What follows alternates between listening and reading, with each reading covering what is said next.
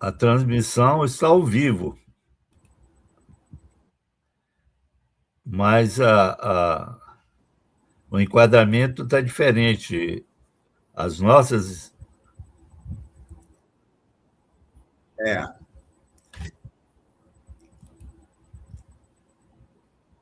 No início estava bom, depois ficou pequeno.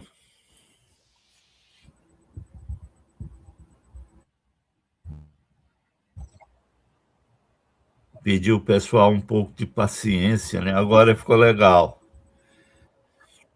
Ficou legal. Boa noite, Léo. Boa noite, André. Vamos lá. Pedimos desculpa por esses contratempos.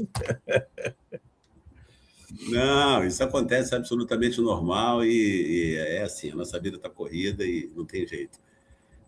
Léo, o tema do programa de hoje, como não poderia deixar de ser, pela sua importância, pela sua relevância, é Venezuela, situação e perspectivas, né? Nós sabemos que desde o sequestro do legítimo presidente da Venezuela, Nicolás Maduro, e sua mulher, Cília Flores, na verdade, a Venezuela me parece que vem se inserindo, né, numa política de completa subordinação aos ditames do imperialismo norte-americano, né? Imperialismo como tudo do governo Trump, né? Tem a questão do petróleo, que eu sei que são questões que você vai entrar hoje, né? E você vai fazer hoje uma análise do governo dos irmãos Rodrigues, né? Como é que você iniciaria a caracterização hoje, Léo, dessa situação tão grave pela qual está passando a Venezuela e, sobretudo, a situação e os desafios enfrentados ou a serem enfrentados pela esquerda venezuelana? Boa noite mais uma vez, camarada. Boa noite, André, boa noite a todos. Olha, antes, André, de entrar no tema Venezuela, eu gostaria de abordar o tema Brasil, rapidamente, porque nós, na medida que anunciamos um tema do programa, a gente tem que cumprir, né? Mas, rapidamente, Sim. Eu queria denunciar publicamente que o governo Lula está autorizando e autorizou, através do seu exército, a exportação de armas não letais, através da empresa Condor, para o governo boliviano reprimir as mobilizações contrárias ao presidente Rodrigo Paz. Bem, em que consistem essas armas que essa empresa, com autorização do governo brasileiro e com anuência, portanto, do governo brasileiro, está exportando para massacrar, intimidar os trabalhadores bolivianos nessa sua investida insurrecional contra a opressão da burguesia. São armas chamadas não letais, por enquanto, né? Por enquanto. Eu queria registrar que, conforme já denunciamos aqui, o ministro da Defesa brasileiro já foi à Argentina oferecer armas letais pesadíssimas ao fascista Milei, presidente da Argentina, certamente para reprimir o proletariado. E que esse presidente Milei já se ofereceu para oferecer tais armas letais ao governo da Bolívia. Olha só. 2, esse mesmo ministro que se chama José Múcio, ministro da Defesa do Brasil, também tem visita marcada a vários países da América Latina para oferecer armas da indústria bélica brasileira. Isso a gente tem que denunciar. Eu estou falando que é uma política oficial. E no decorrer deste programa, a gente vai explicar o porquê dessa política oficial do governo Lula, do presidente Luiz Inácio Lula da Silva. Enfatizo que não se trata de uma transação entre empresas que, às vezes, passa ao largo do conhecimento do primeiro mandatário. Nós estamos falando de um ministro da Defesa, que é uma das pastas mais importantes, junto com a economia, a pasta, o Ministério da Economia, o ministro da Defesa do Brasil, que já foi à Argentina fazer negócios de armas e tem, inclusive, para a Bolívia, agendada viagem para isso, certo? Bem, registrado isso, vamos abordar a questão da Venezuela. Em primeiro lugar, a gente tem que pensar, camarada André e demais camaradas que nos honram com a presença aqui no nosso Conexão. O quadro conjuntural da luta de classes aberta em nível mundial está muito diversificado e complexo, certo? Por quê? Tanto do ponto de vista econômico, quanto político, ideológico, certo? Nós estamos vivendo um tempo importante de mudanças, e vou dizer que mudanças são essas, certo? Mudanças importantíssimas. Se não se entender isso, não vai se entender nada. Não vai se entender nada. Este programa vai ficar com uma versão em espanhol a partir de hoje ainda, à noite, depois de 11 horas, provavelmente, ou amanhã de manhã. E aí eu convido especialmente aos companheiros de fala espanholas, especificamente aqui da América Latina, que ouçam e que discutam e que propaguem essa discussão que nós vamos fazer hoje, que já estamos fazendo. Fechado esses parênteses, é preciso entender que a natureza da crise atual do capitalismo em nível mundial é uma crise estrutural. Não é aquela crise cíclica de 10 em 10 anos de que fala Marx no Capital, mas de uma outra crise de que fala Marx também no Capital, que é aquela que se refere a um choque estrutural de relações de produção e forças produtivas, certo? Em que Marx é bem específico no prefácio à contribuição à crítica da economia política, certo? Ou seja, quando se esgota, entra em processo de... Não se esgota, isso é outra interpretação equivocada, às vezes a gente cai. Quando se entra em choque, em crise estrutural de reprodutibilidade, o próprio sistema capitalista, em que a luta de classe atinge níveis bastante agudos. E quando, como diz Marx, as palavras de Marx, mais ou menos a gente não decora, né? Mas eu acho que ele fala lá, nesse texto que eu citei, ocorre uma crise que cabe aos homens resolver.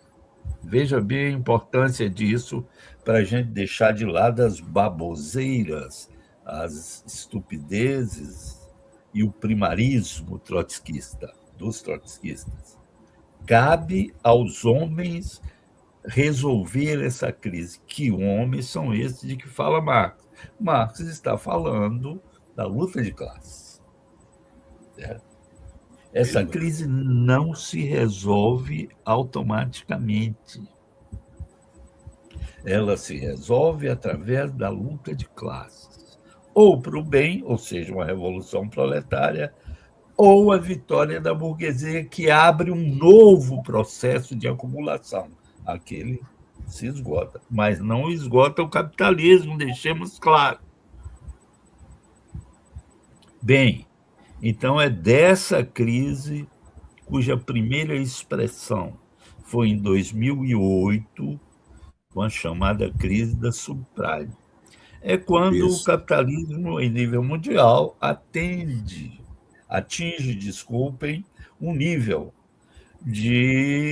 um nível de deterioração de esgotamento de um ciclo em que a própria evolução da lógica capitalista impede a produção de valor. Chega-se a um império do chamado capital fictício, que muita gente confunde com capital financeiro, mas que não é. O capital fictício é aquele que não tem respaldo nos processos de produção, onde, segundo Marx, também no Capital, se produz valores, certo? É só no processo de produção material. O que há hoje é a predominância do chamado capital fictício, aquele que não produz nada, que não está respaldado. Não é o capital financeiro, que é a fusão do capital industrial com o capital bancário. Isso é outra coisa. Nós estamos falando do capital fictício. Nesse quadro, a crise é de uma profundidade terrível, o que levou a matriz do capitalismo a adotar uma saída. Segundo os trotskistas, não existiria, essa saída existe. É daí que vêm as guerras, é daí que vêm os confrontos classistas em nível até mundial. E essa saída adotada é uma nova acumulação primitiva. Nós já falamos isso aqui com toda clareza, e nos desculpem, não é modéstia ou falta de modéstia, não é isso que está em jogo. O fato é que nós falamos, digamos, aqui sabemos, em primeiro lugar, e do que se chama trumpismo, essa estratégia adotada pela grande matriz capitalista, que são os Estados Unidos, é essa estratégia de acumulação primitiva. Ou, como se diz numa gíria muito em uso no Brasil, é a estratégia do tiro, porrada e bomba. Tiro, pancada e bomba. Certo? É essa a estratégia de superação dessa crise. Ou se entende isso, ou não se entende o que se passou no 3 de janeiro, na Venezuela. Vai falar de maldade, ou, inclusive, eu vou voltar a esse assunto, falar que é uma traição, e que não sei o que. Não. É preciso, em primeiro lugar, entender isso teoricamente, porque, mais uma vez, a gente tem que citar Lenin, sem teoria revolucionária não há prática revolucionária. Mesmo que seja preciso falar isso 200 vezes, a gente fala. Para sair desse campo de espontaneísmo, de sindicalerismo, essas porcarias que contaminam a esquerda em nível mundial. E no Brasil é como uma epidemia, tão grave quanto a Covid, certo? A esquerda brasileira sofre dessa doença mortal chamada sindicalismo.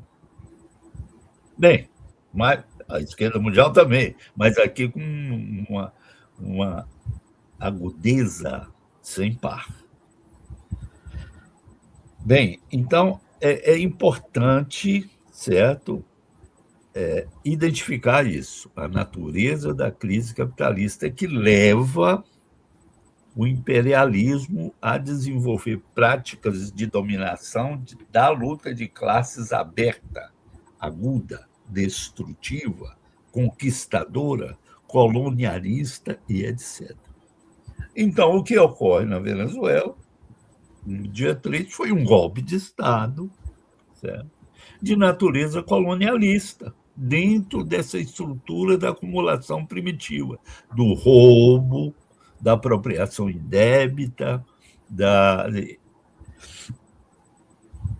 morte, do assassinato, do genocídio, certo? Que o capitalismo, todo mundo conhece a história da acumulação primitiva, que deu base, inclusive, ao surgimento do capitalismo. Sim. Você não poderia falar em capitalismo na sua fase madura, do capitalismo industrial, certo? Se não tivesse essa acumulação primitiva, escravidão, A escravidão está no interior da acumulação primitiva. Essa nova acumulação primitiva vai aprofundar a exploração do proletariado, levando, exibindo aquilo que o Marx chama de escravidão assalariada. Certo? Então, o que houve na Venezuela foi isso, um golpe de Estado, com a cumplicidade e atuação da ala conservadora, reformista, em processo de deterioração, mas reformista, aí é que entra a questão do PSUV, que ala essa que se expressou certo, nas pessoas dos irmãos Rodrigues, do ministro da Defesa e os demais ministros. Inclusive, eu conheci o atual ministro de Comunicação Social. Você conheceu, né? Conheci pessoalmente, discuti com ele e tal. E ele defendendo o bolivarianismo, defendendo agudamente, certo?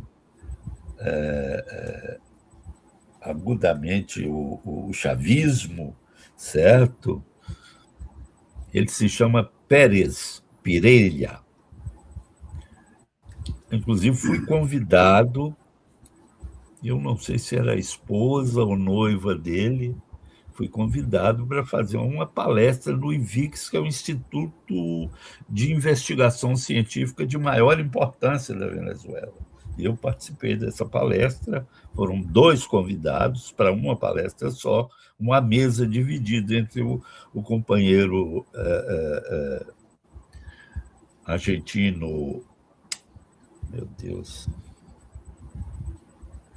Sartelli, Eduardo Sartelli, desculpa, cara, que me fugiu o nome, eu te conheço há 300 anos, e há 300 anos eu tenho grande estima por você sabe disso, e sei que também é recíproco, e agora me foge. É a idade, camarada, você chega lá também um dia. Voltando, Sartelli... Sartelli foi aquele que eu encontrei em Buenos Aires uma vez, né? É esse mesmo, nós temos e tivemos relações com ele muito profundas e amistosas e tal, principalmente a partir do momento em que eles começaram internamente a questionar o trotskismo, que eles já foram trotskistas, viu? Tiveram dentro de um partido trotskista, o Partido Obreiro da Argentina, coisa séria, mas adiante. O fato é que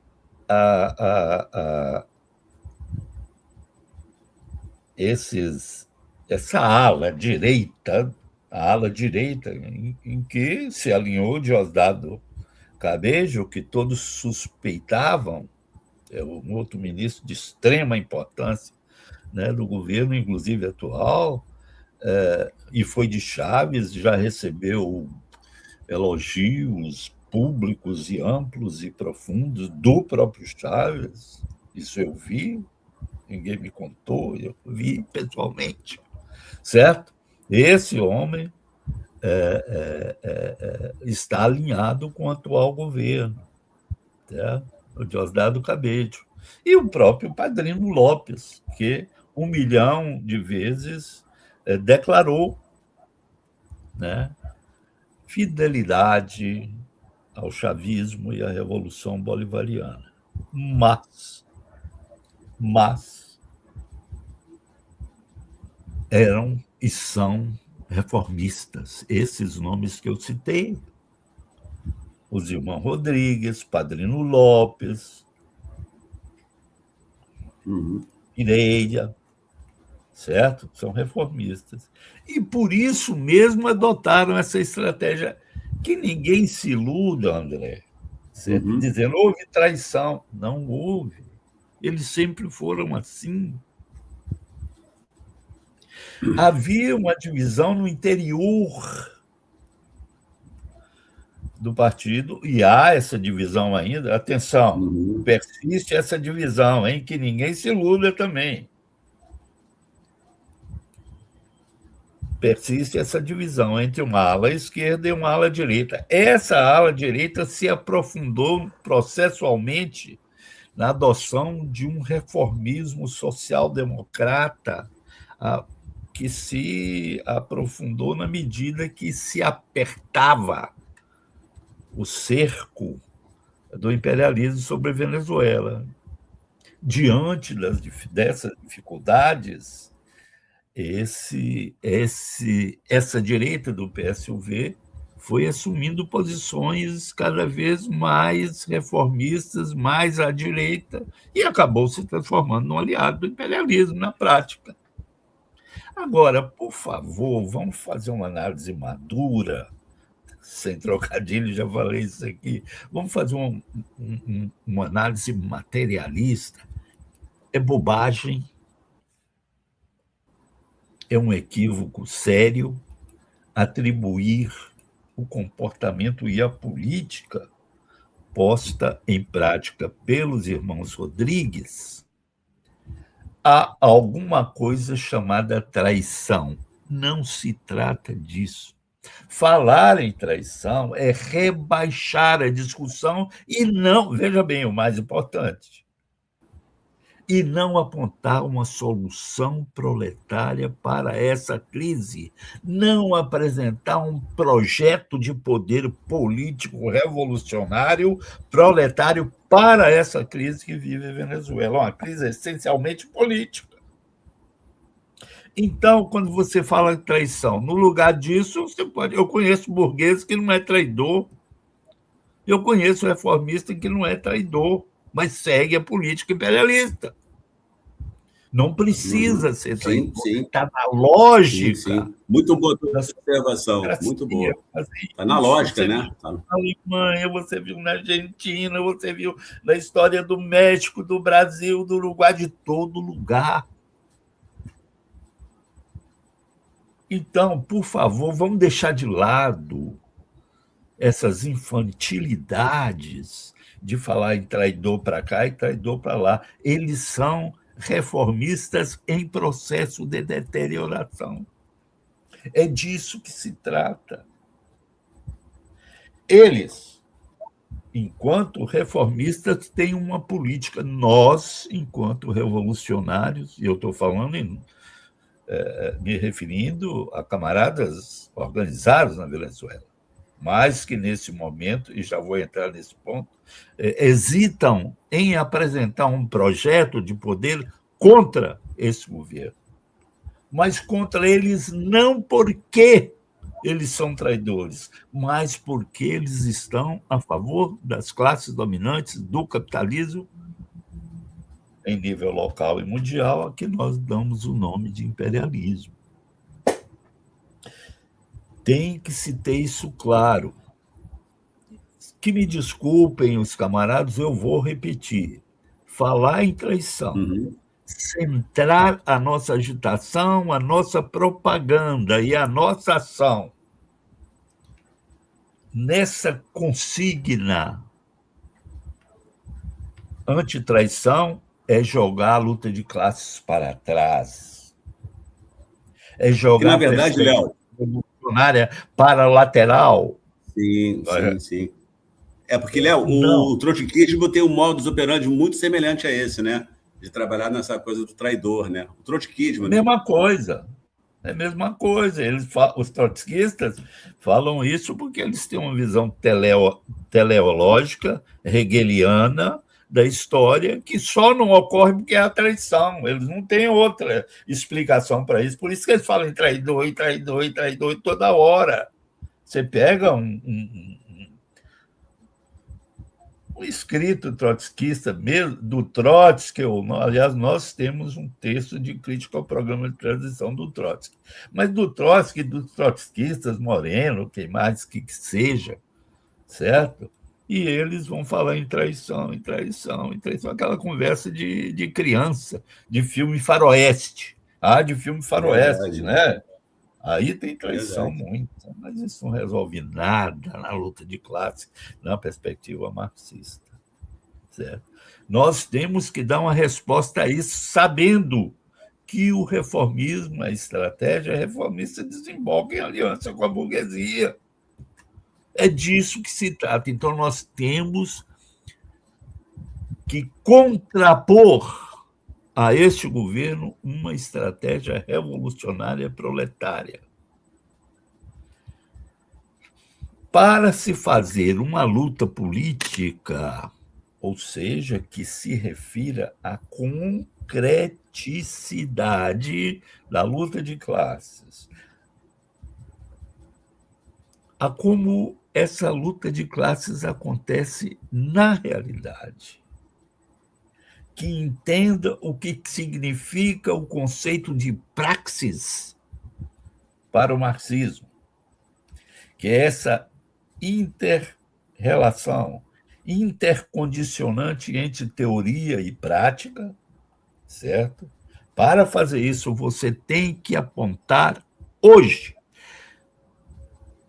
para um governo, nessa conjuntura, na agitação, na propaganda e na organização, nessa conjuntura, na atual conjuntura, para um governo de trabalhadores. Contra o atual governo, se você propuser, se um militante qualquer, alguma organização da Venezuela, qualquer grupo, qualquer partido, falar por um governo de trabalhadores, queremos dizer, sem dizer que é preciso um governo dos trabalhadores no lugar do governo atual dos Rodrigues, não está fazendo política. Isso é elucubração masturbatória. Eu quero deixar bem claro, na Venezuela, hoje, centrar a luta é porque o imperialismo não presta, autonomia não sei o quê, etc. Isso, é, como se diz no Brasil, é chover no molhado, todo mundo sabe. Não é disso que nós não podemos resumir. E eu me dirijo aos companheiros revolucionários da Venezuela, não podemos resumir e rebaixar a nossa tática ao nível de um senso comum reformista e primário. Até agora, são poucas as vozes no interior desse campo revolucionário que eu conheço, que você conhece, que o MM5 conhece. Isso. No interior do campo revolucionário existem, mas são poucas as vozes que sabem da necessidade de qualificar a nossa ação, a nossa organização, a nossa propaganda, nossa tática e estratégia no momento atual. Mas são poucos. A linha da formação de um partido revolucionário na Venezuela tem que passar para o combate do governo, aberto, em praça pública. E a proposta e o chamamento à substituição desse governo atual dos Rodrigues por um governo dos trabalhadores. Sabe que recentemente na Venezuela houve um sujeito, um homem, que propôs esse governo e explicitou na concreticidade da luta de classes na Venezuela. Você sabia disso, André? Você sabe, mas muitos companheiros aí não sabem. Esse homem se chama porque permanece vivo na memória revolucionária.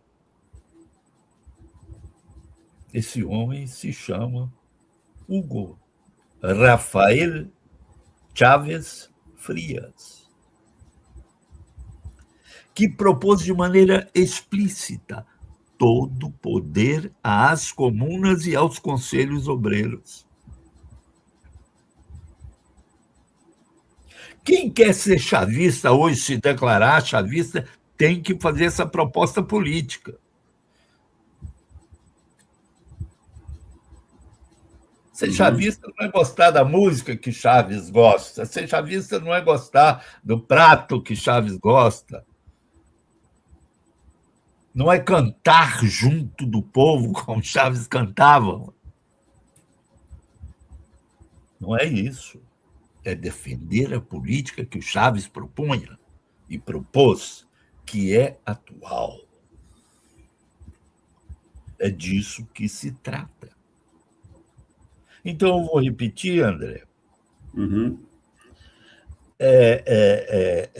No interior dessa crise, que é uma crise estrutural, que ninguém se equivoque, que nadie se equivoque, como lo dizia Chaves, como dizia Chaves. Que ninguém se equivoque. Essa crise veio para ficar.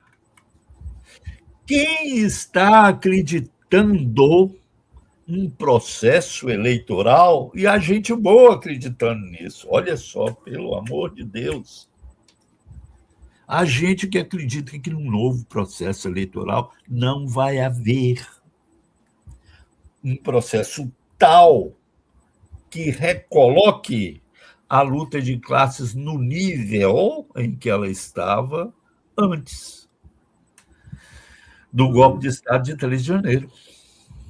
Não vai ter isso. Pode ter uma eleição com em português fraudulenta estruturalmente, como nós chamamos aqui no Brasil, né? Uma eleição fajuta, certo?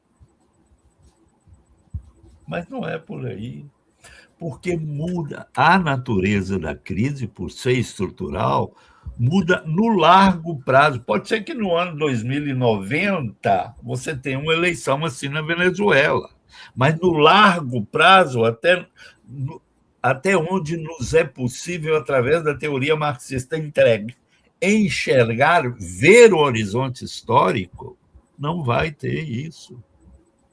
Vai ter esse processo de neocolonização aprofundado. No Brasil, o Lula é instrumento disso, só para não esquecer. Sim. Tem gente da esquerda que quer votar no Lula agora para combater o bolsonarismo, como Lula e bolsonarismo é a mesma coisa. Que ninguém se iluda. Bem, por isso que nós defendemos do MM5 o voto nulo. Bem, então, é preciso ter claro que nós entramos numa nova conjuntura de largo prazo das lutas de classe. A Venezuela não vai voltar, não vai virar uma Suíça, não vai. O imperialismo precisa, aí entra o que você lembrou, fazer essa acumulação, precisa roubar o petróleo. Como está roubar o petróleo da Venezuela. A palavra é roubar. Os Estados Unidos estão roubando o petróleo da Venezuela. Assim como terras raras. Inclusive, há uma movimentação no estado de Bolívar, que possui essas terras raras, e ouro, e cobre, e metais nobres de toda a natureza, certo? Já é uma movimentação do governo atual, não precisa de americano vir, o governo atual está fazendo investimentos e pesquisas, observações que estão sendo denunciadas lá, dentro desse quadro de acumulação primitiva, para levar isso tudo para o exterior, para as mansões hollywoodianas, onde vivem os grandes capitães da indústria norte-americana, dos bancos norte-americanos e europeus também. Então, camarada, é preciso ter claro que nós estamos diante de uma coisa estrutural. E aqui eu faço uma chamada aberta a companheiros valorosíssimos que eu conheci na Venezuela, lideranças sindicais de nível nacional, dirigentes e militantes de um partido revolucionário que há na Venezuela há décadas, que eu conheci e conheço profunda e pessoalmente. Eu faço um chamado. Vamos fazer política. Não se faz política sem se referir a um governo concreto local. Essa coisa de uma revolução mundial simultânea é baboseira, é palhaçada. E palhaçada trotskista, né? Palhaçada trotskista. É palhaçada de fundo trotskista e reformista. Repito, tem que olhar a concreticidade da luta de classes local. Evidentemente, no interior de uma crise mundial, da situação mundial, da correlação de força, do que a pequena burguesia intelectual gosta de chamar a geopolítica, para dar uma impressão, a palavra é bonita, né? Eles falam isso, mas não fazem essas análises, não situam, porque não são marxistas. Basta ser marxista para partir para essa análise. Pega as análises dos reformistas e trotskistas, é igual. As análises deles são iguais. O mundo está acabando, é a crise final do capitalismo. Agora, se o capitalismo acabasse sozinho, se fosse a crise final do capitalismo, vamos para as praias. Aliás, no Caribe tem belas praias.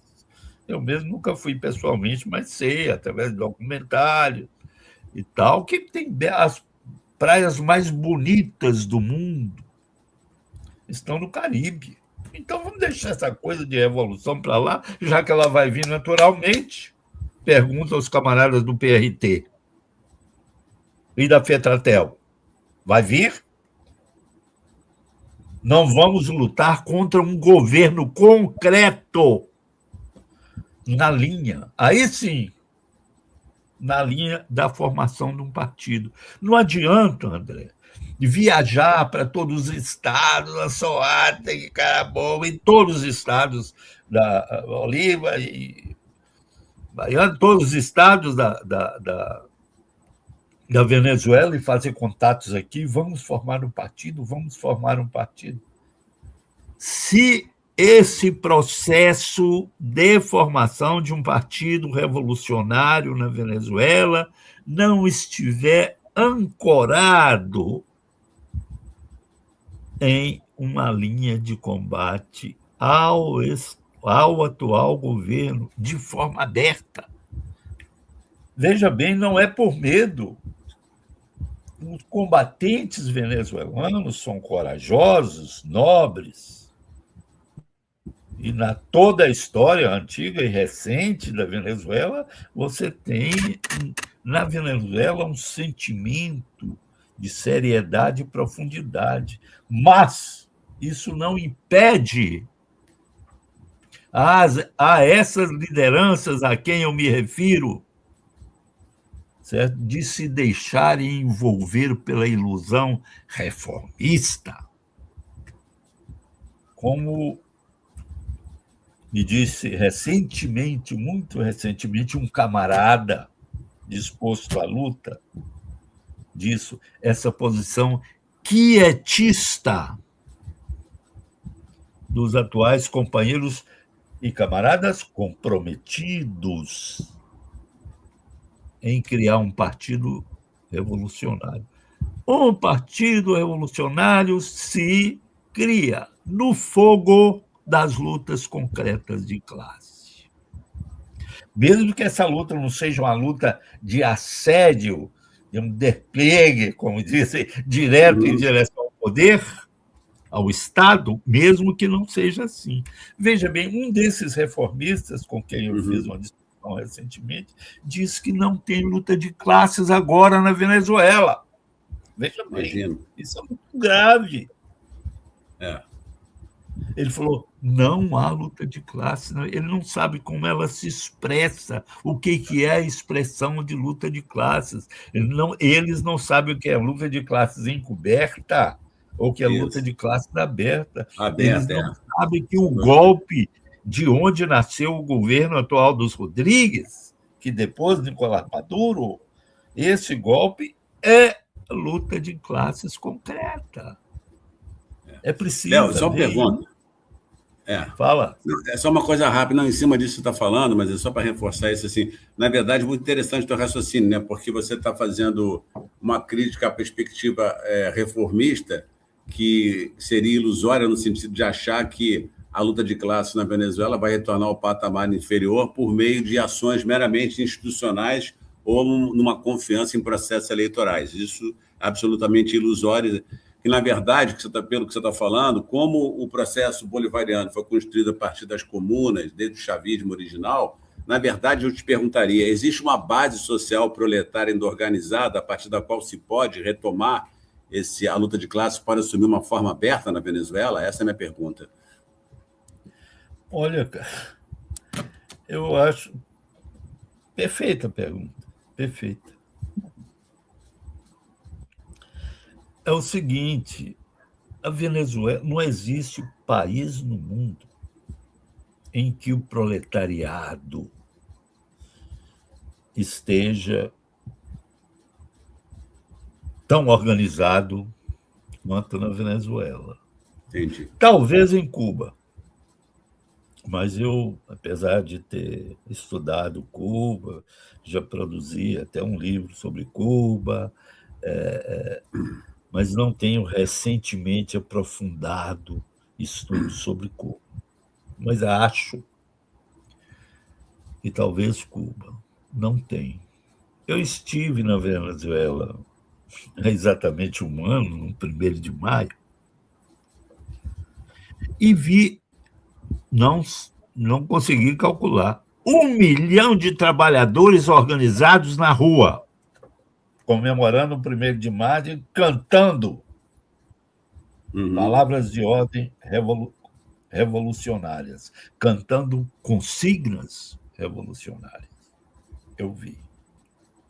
Entendi. São várias centrais sindicais, a principal delas, a CBST, são várias centrais sindicais, sindicatos até partidos de esquerda à sua vontade,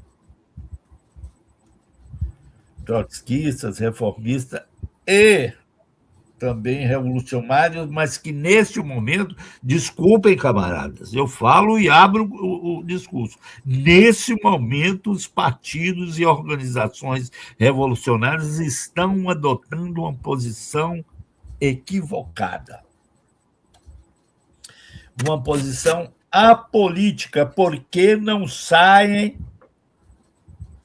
abertamente a criticar o governo enquanto fator político. E daí estarem sem chão para propor um governo de trabalhadores. É por isso. Então, veja, são companheiros que eu conheço há muito tempo, mas que estão nessa ilusão. Aqui no Brasil tem uma expressão que dá conta claramente dessa situação. É aquela: deixa estar para ver como é que fica. Entendeu? Alguém que pensa assim, um grupo que pensa assim, pode ser chamado de marxista? Leninista?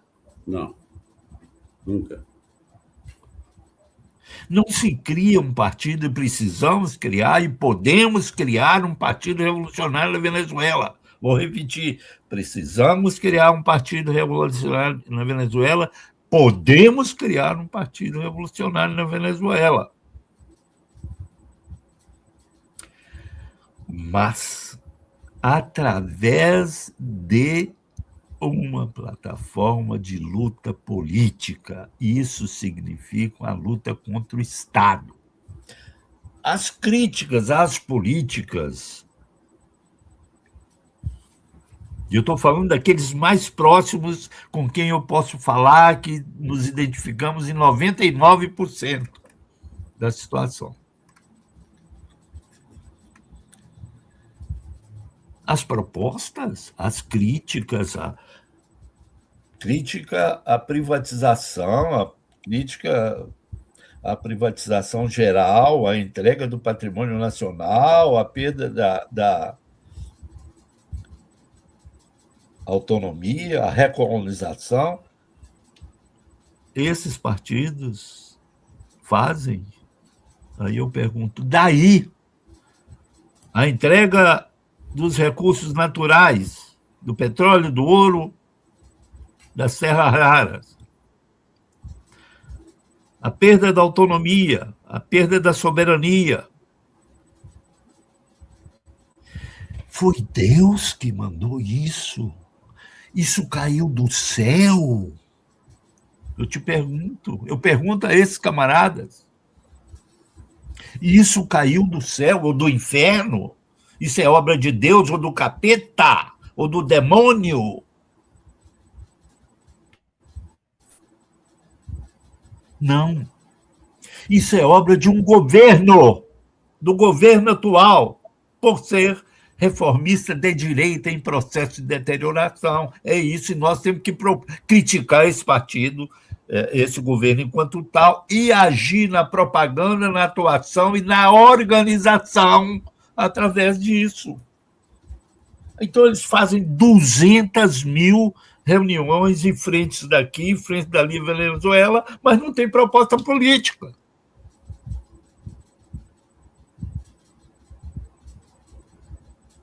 Não, isso não leva a nada. Certo? É essa a questão central. Eu falo dessa maneira, com essa ênfase, e falaria. Espero que falarei também, pessoalmente, com toda a clareza e com toda a confiança nesse companheiro. Claro que eu não vou discutir com trotskista nem reformista, porque eu não sou bobo, não tenho tempo para perder. Não estou falando aqui com reformista, nem com trotskista, fora, isso aí é fora. Eu estou me dirigindo, nesse momento, a companheiros, camaradas, que se reivindicam marxistas-leninistas, mas não estão indo ao fundo, profundamente, na linha do marxismo-leninismo. Eu quero lembrar esses camaradas. Vou ter que lembrar, André.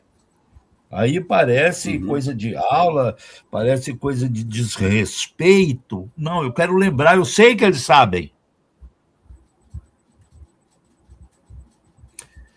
Que o Partido Comunista Chinês foi criado dentro de uma canoa no Rio Yangtze,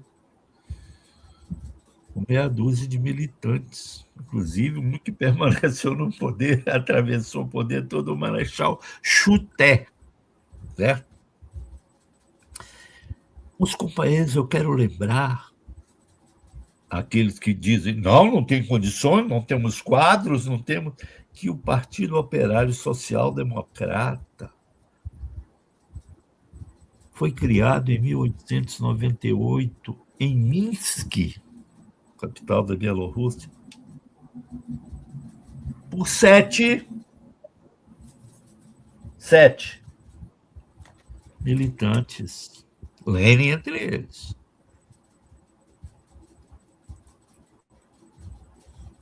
Não, porque não tem condições, porque nós somos poucos e etc. Dizem, até alguns desses camaradas sérios a quem eu me refiro, que se reivindicam marxistas, leninistas, e o são.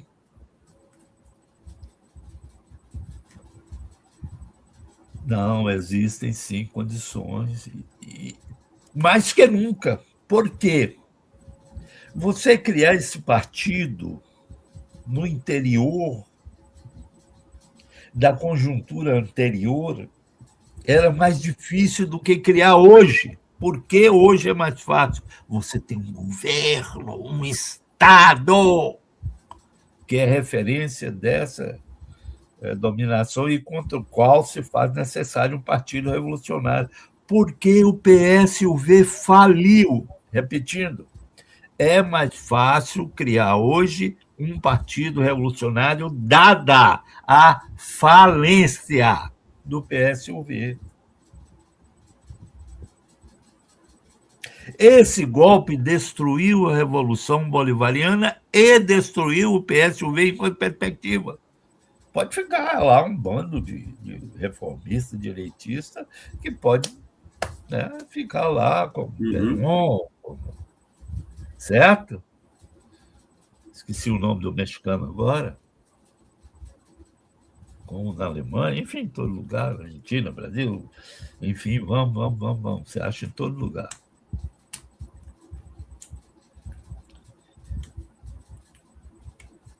É mais fácil hoje, André. É mais fácil hoje criar um partido do que antes do golpe. Nós temos uma referência política. Mas os companheiros estão dando as costas para essa referência política e são muito combativos, porque é nossa pátria, porque é soberania, etc. E daí? E daí? Não, assim não se cria partido. E alguns desses companheiros, e eles agora, se estiverem nos vendo, amanhã vamos ver, certamente, sabem de quem eu estou falando. Se alinham a forças, por sua vez, aliadas ao governo dos Rodrigues.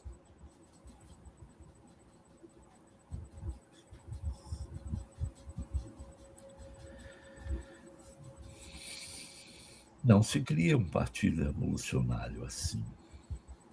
Não se cria facilmente um partido revolucionário sem sacrifício, sem luta, sem dedicação revolucionária.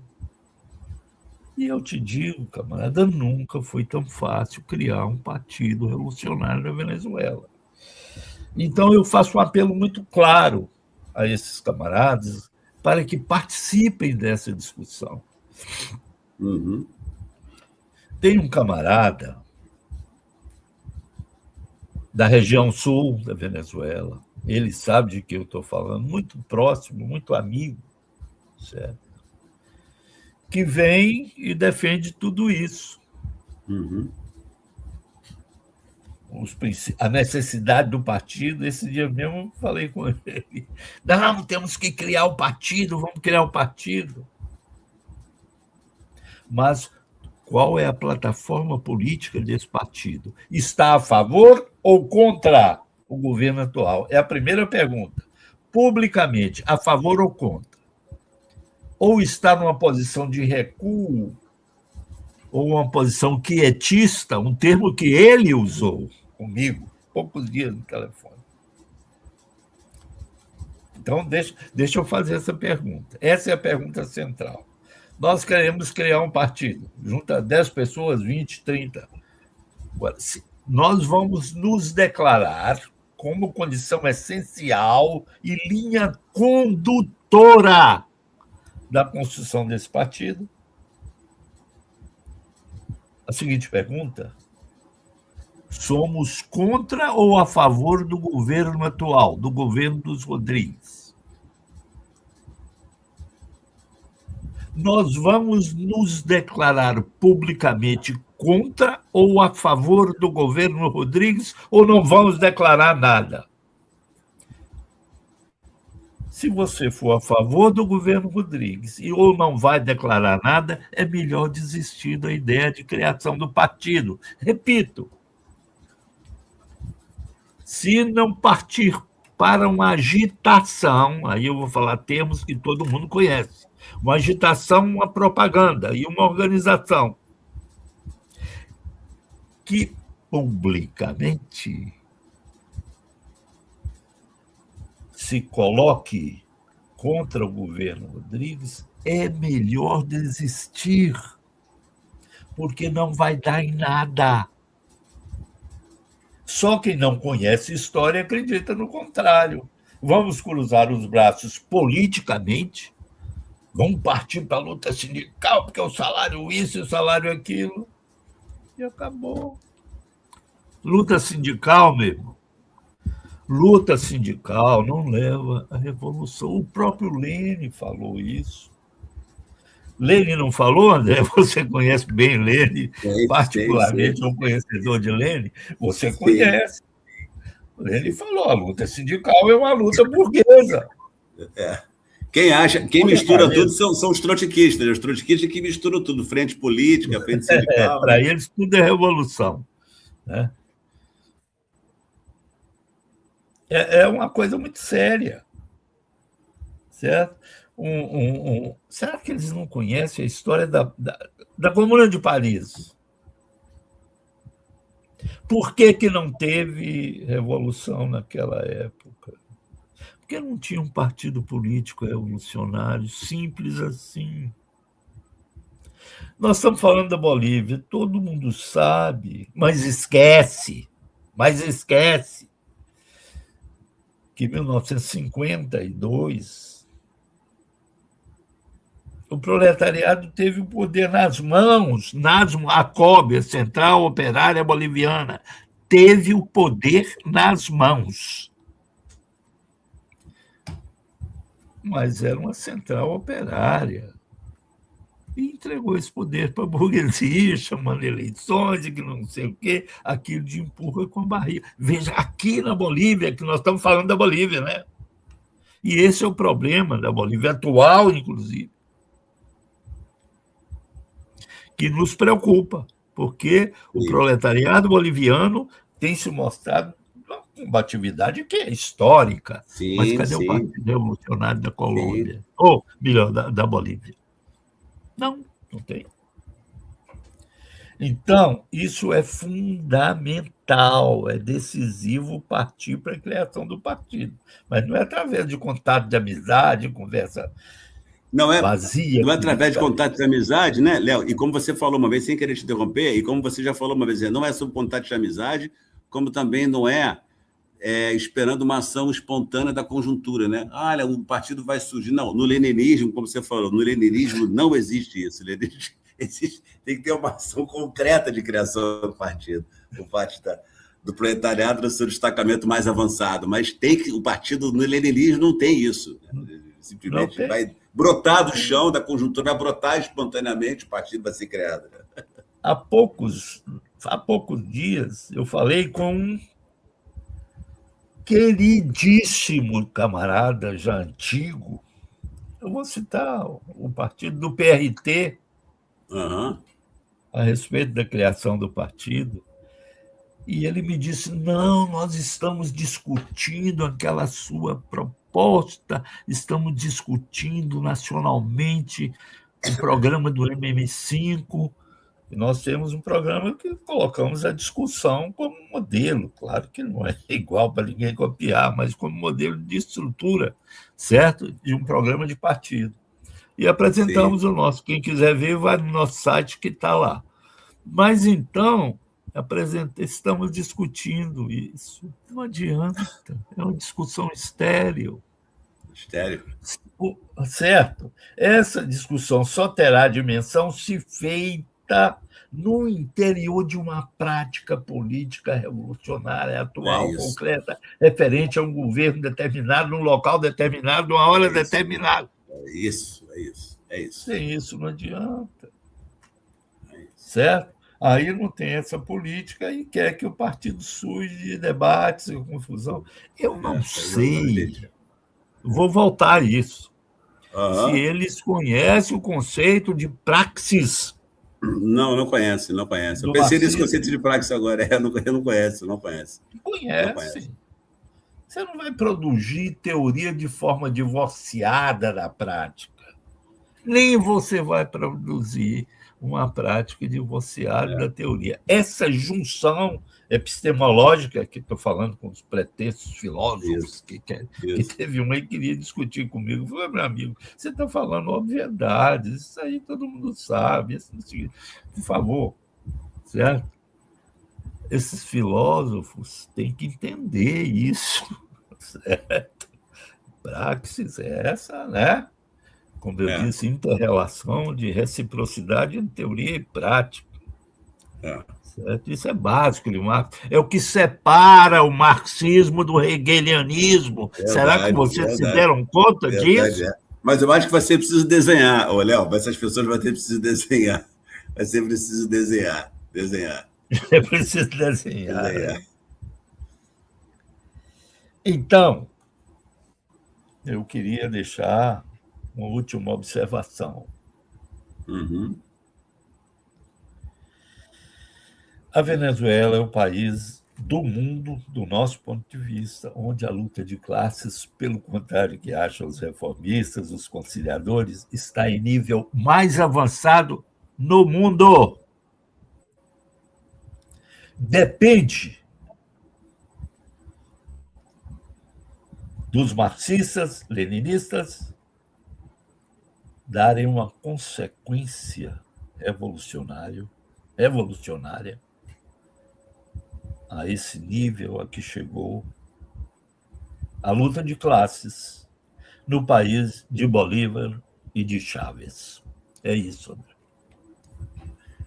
Quero agradecer mais uma vez ao camarada, né? Uma excelente explanação. Quero lembrar os internautas que entrem em contato conosco. Botei o e-mail aqui do Movimento Marxista 5 de Maio, né, Léo? Aqui em contato. Aqueles que ainda não fizeram, que não se inscreveram no nosso canal do MM5 no YouTube, que o façam e ativem lá a sineta para receber as notificações das nossas postagens. Né? A gente tem também uma conta no Instagram em que semanalmente nós estamos postando vídeos, né, Léo? Ultimamente temos postado toda segunda-feira, né, em relação à nossa campanha do voto nulo, né, e o tópico da conjuntura, né? Vocês podem ter acesso a esses vídeos lá, e lá no canal do Instagram vocês encontram também versões temáticas reduzidas das questões que são abordadas nesse programa semanal do Conexão MM5. Então, quero agradecer mais uma vez a todos os internautas que vêm assistir esse programa. Peço que aqueles que, inclusive os que se identificarem, que peguem o link do nosso programa e distribuam para os seus contatos, que enviem o link desse programa, vai ficar no nosso canal de YouTube. Programa que vocês gostaram, vocês peguem, copiem e joguem nas suas listas de WhatsApp, de e-mail. Isso é importante para a gente aumentar o alcance da nossa propaganda, né, Lama? Não é isso? Exato. Então, é fundamental. Então, quero agradecer mais uma vez. Sim. Só lembrando que nós teremos, a partir de amanhã, esse mesmo programa com legendas em espanhol. Bem lembrado, né? Muito bem lembrado. A partir de amanhã. Isso aí. Mais uma vez, muito obrigado, camarada. Um grande abraço para todo mundo, um abraço para você, André. Saúde, que eu sei que você está com os problemas, e vamos em frente. Sim. Tchau. Vamos em frente. Tchau. Tchau.